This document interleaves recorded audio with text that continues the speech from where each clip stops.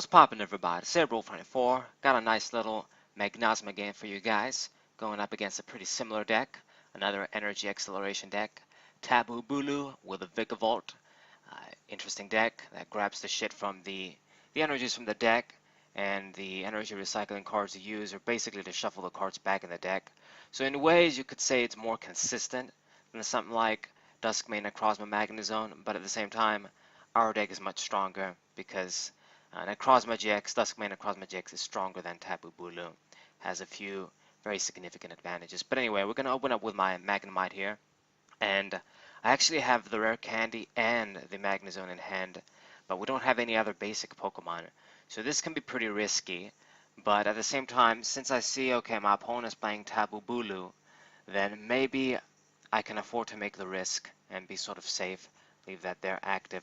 And we actually top deck a nest ball, which is perfect. I'm gonna get another Magnemite now and make sure I'm safe. So let's see, should we get something else actually?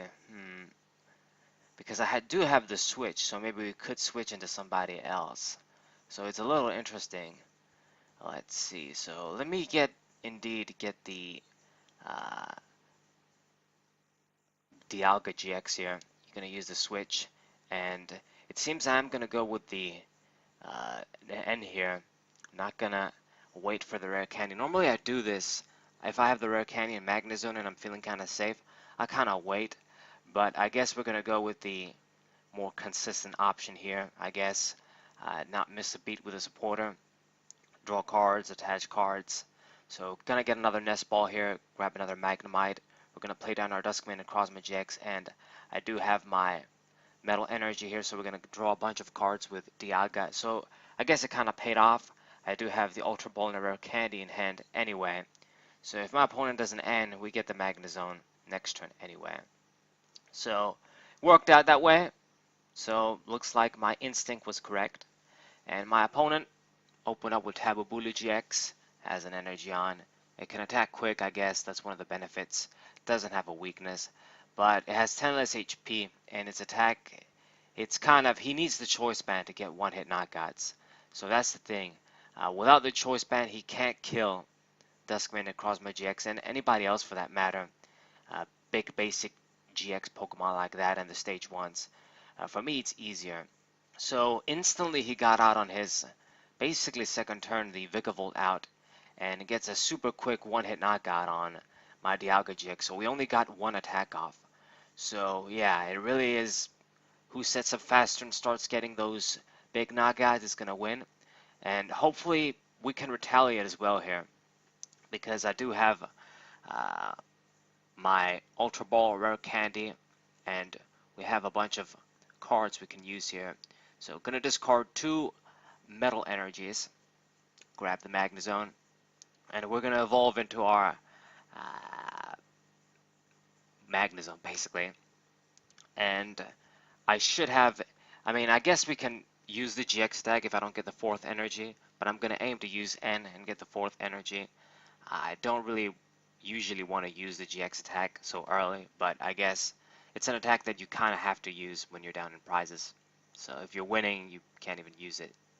Okay, so 3 energies on the Duskmane necrozma GX. So yeah, that's the thing, is that this guy has probably a better GX attack for a concept like this of getting one-hit knockouts.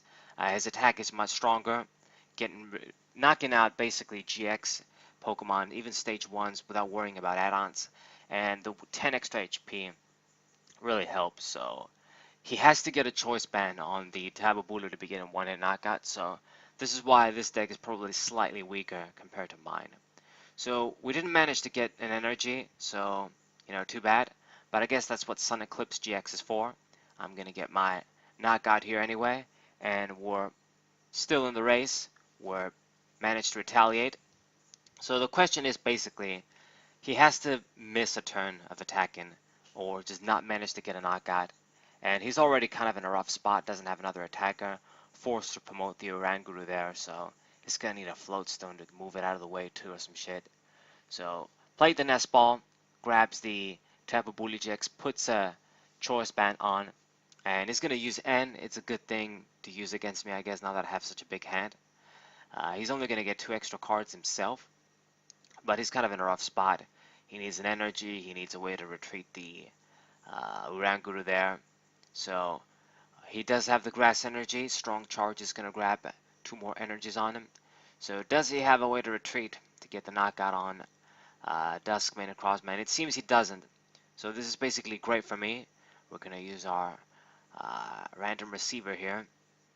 Grab my uh, Sycamore there. And let's see, we get the Mount Coronet. Might as well use it, I guess. We're going to discard shit anyway. So actually, let me just use, we're going to use Ultra Ball, since I'm going to get the +1 with Mount Coronet anyway. We are going to lose energy if you do the maths, but I want to get my Heatran here, and we're probably going to retreat and aim to attack with Heatran, because I don't want to knock out the little Ranguru there with my GX Pokemon, and then he promotes his dude and gets 2 prizes. So we're going to lose a bunch of energy, but I'm feeling kind of safe with the energy. We drew 1 energy from our Sycamore here, so Heatran is going to be able to get the job done. So I'm going to promote Heatran. This is why it's nice to have a nice little basic Pokemon like that with high HP and strong attacks. It gets the job done in these situations. So Heatran, going to be the perfect attacker in this case. I'm going to play another Magnemite down. Why not? Put these Pokemon on the bench so that I don't draw them later on with N and shit. So 3 energies on the Heatran, and we're going to get our knockout here. You still need to be kind of careful with the energies, but I'm feeling confident that I only need to knock out his GX Pokemon, and there won't be any funky shit. I know how this deck plays. It's not like he's going to play some crushing hammers and then do some loops with Sableye shit. Anyway, so we get our prize, and now we are actually in the lead.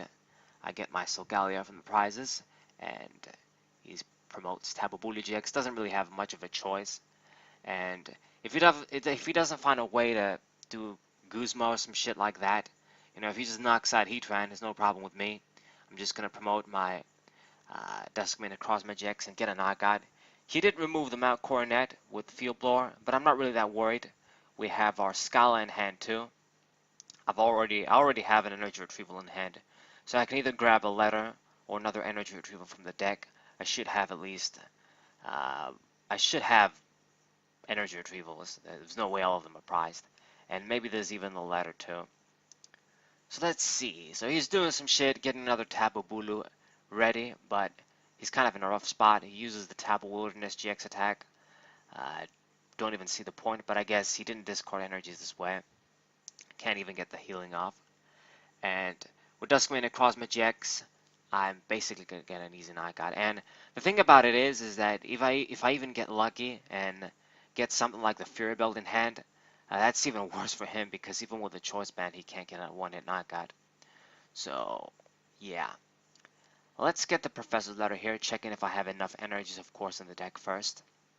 So we're gonna use these cards, thin our deck and shit, and then later on, use things like the energy retrieving cards from the discard pile. So I'm going to grab my 2 metal energies here, and we're going to grab 2 more metal energies with energy retrieval. And upon seeing that, he knows that, okay, he's going to get another knockout.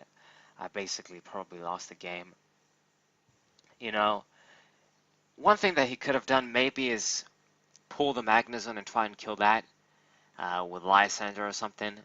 And then if I struggle to bring something out, then another one, then maybe he has a chance. But at this point, I mean, even if he does that, I do have some time to get another one out. So 4 metal energies on DM Necrozma GX. Let's play down this Solgaleo too.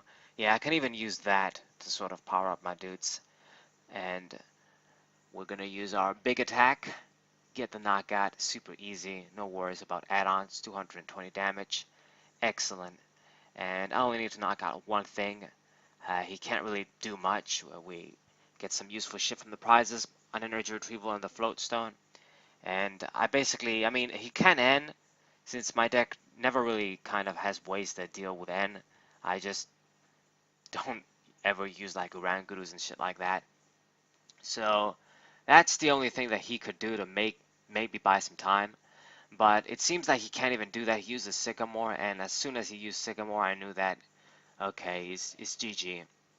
I mean, I do have already one metal energy on Duskmane across Magix. We have an energy retrieval. You know, I have Sycamore in hand. You know, it's very unlikely I'm not going to get one more way to get an energy. So, but let's see here. He might even knock out the Duskmane across Magix. I mean, even if he does, things are kind of grim for him. But basically, if I'm able to attack next turn with Duskmane necrozma, I win. So he can't even get the knockout, just does 120 damage. I guess he decided there was no point. And we top deck the Fisherman too, so it's GG. Don't even need to do anything else. Grab the 4 metal energies, and it is basically game. So this is how things go with these sorts of energy acceleration decks. You know, they're pretty linear, they're pretty straightforward. My opponent scoops there. Who wins the race? Who sets up first? Usually wins. So, hope you guys enjoyed. Hope you guys subscribe. Leave a like. Share this with your friends. Zebro24, what's up?